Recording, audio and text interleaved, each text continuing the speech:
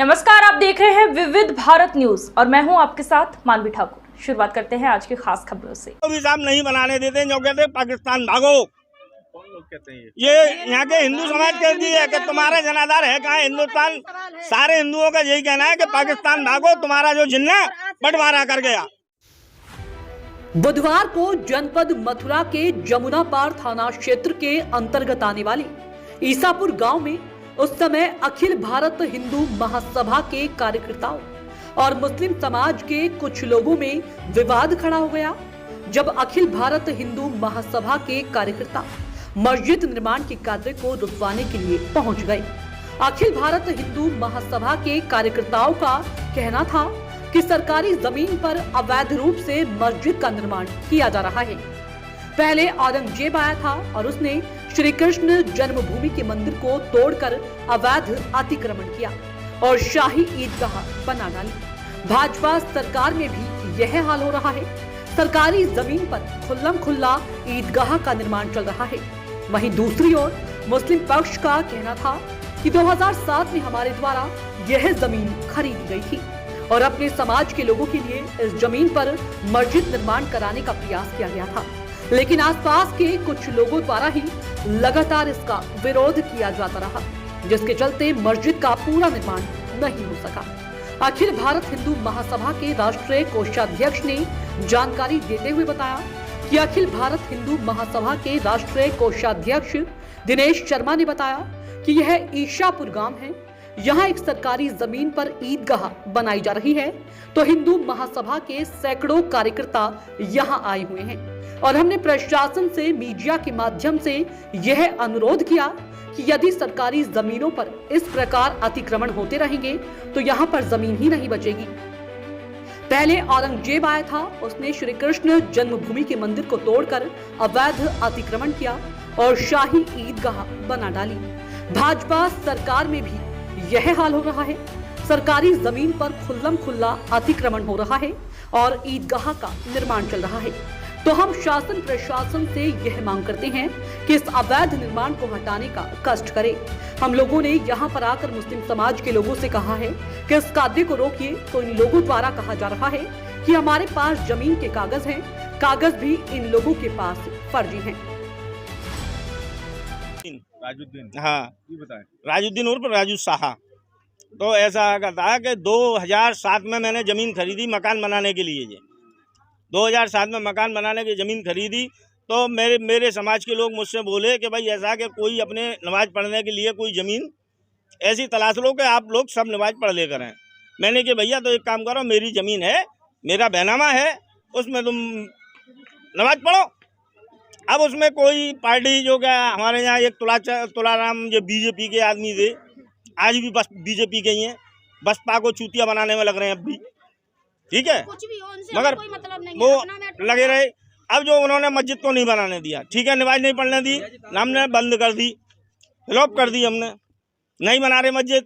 अब हमारा ये कि आज जो 2014 तक हमारा जो दोनों पक्षों का राजीनामा हो गया, राजुद्दीन का और महेश का।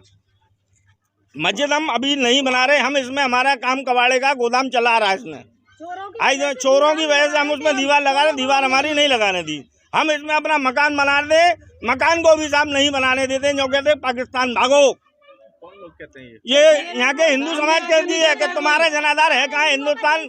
सारे हिंदुओं का यही कहना है कि पाकिस्तान भागो, तुम्हारा जो जिन्ना बंटवारा कर गया, जिन्ना ने बंटवारा कर लिया। अब तुम्हारा यहाँ हिंदुस्तान में रहना ना बेफजूल है। आप हिंदुस्तान जी दिनेश जी, ये बताएं, ये जो विवाद चल रहा है मस्जिद को लेकर, क्या मामला है पूरा? ये यहाँ एक गांव है, यहाँ हम मथुरा में आए हुए हैं, ईसापुर गांव में, और यहाँ पर एक सरकारी ज़मीन पर अवैध मस्जिद का निर्माण चल रहा है। तो हम लोगों ने यहाँ मौका मुआयना किया, हिंदू महासभा के सैकड़ों कार्यकर्ता यहाँ आए हुए हैं और यहाँ देखा तो वास्तव में यहाँ निर्माण कार्य चल रहा है और यहाँ अवैध कब्जा हो रहा है। भाजपा सरकार में भी ये लोग इस प्रकार अवैध कब्जा कर रहे हैं।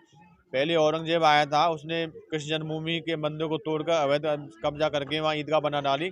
उसी प्रकार उनके जो वंशज हैं यहाँ मुस्लिम संप्रदाय के लोग यहाँ अवैध कब्जा कर रहे हैं। तो हमारी शासन प्रशासन यही मांग है कि ऐसे अवैध कब्जों को रोकें, जिससे सरकारी ज़मीन सुरक्षित रह सके और जो भी अवैध कब्जा कर रहे हैं उनके खिलाफ सख्त कार्रवाई करें। आपके निरीक्षण के दौरान देखने को मिला है कुछ कहासुनी भी हुई है, और हम जहाँ निरीक्षण करने आए तो ये लोग अपनी बात बता रहे थे। कोई कह रहा है कि हमारे पास पट्टा है, कोई कह रहा है 1972 पे को हमको यहाँ ग्राम प्रधान ने दे रखा है, लेकिन ये पट्टे सब अवैध हैं। जब शासन प्रशासन से इसकी जांच होगी तो सब दूध का दूध पानी का पानी हो जाएगा। नाम है आपका? जी, मेरा नाम जाकिर हुसैन है। जाकिर, ये जो मस्जिद बनाई जा रही है इसको लेकर विवाद हो रहा है, क्या मामला है? ये मस्जिद बहुत पुरानी बनी हुई है। ये जो ज़मीन की है, जो हमारे जो दादा हैं वो 2078 के आसपास जो पट्टे कटे थे, वहाँ हमने ये ज़मीन हमको पट्टे में नसबंदी के पट्टे में मिली थी गवर्नमेंट द्वारा रहने खाने के लिए। यहाँ पर फिर निर्माण हुआ जो इसकी खसरा नंबर 117 में आती है, और हमने यहाँ जब मस्जिद बनाई तो हमारी 2 साल मस्जिद चली। वहाँ के बाद कुछ लोगों ने इस पर बात कर दी। एक भाईचंद शर्मा हैं, उन्होंने अपना दावा पेश किया कि ये ज़मीन मेरी है, और हमने अपना दावा पेश किया। जब हमने दोनों ने अपने कागज़ सामने रखे जज साहब के, तो लोक अदालत ने फैसला हमारे हक में किया। उन्होंने अपना मुकदमा वापस ले लिया, जो कि खसरा नंबर 19 में उनका बैनामा था, जो कि खसरा नंबर आप देख सकते हैं खाली ज़मीन सामने पड़ी है। तो ये जो लोग बता रहे हैं कि ये नगर निगम की जमीन पर बनाया जा रहा है, तो देखिए पट्टे खारिज हो चुके हैं। खसरा नंबर 19 और 17 दोनों ही आज की डेट में नगर निगम की संपत्ति है। ये पूरी कॉलोनी उस हिसाब से अवैध बसी हुई है, पूरी कॉलोनी। हाँ जी, पूरी कॉलोनी। अच्छा, अब हमारा जो मैटर सामने वाली पार्टी से था वो वापस ले चुके हैं मुकदमा। इसके बाद नाजायज रूप से अपनी शिकायत की जा रही है। हाँ जी, बस हमको इसलिए सताया जा रहा है कि हम मुस्लिम हैं। हम मुस्लिम हैं, हम मुस्लिम हैं, हमारी गलती यही है बस। अपने भारत में जो हम रह रहे हैं, हमारा इन लोगों ने आपका नाम क्या है? मेरा नाम रुखसाना है। तो मतलब आप मुस्लिम हैं इसलिए आप हाँ लोगों जी, को परेशान बस बस यही बात है। हमारी तो योगी जी से सत्य बात रिक्वेस्ट हो यही रहा है। है।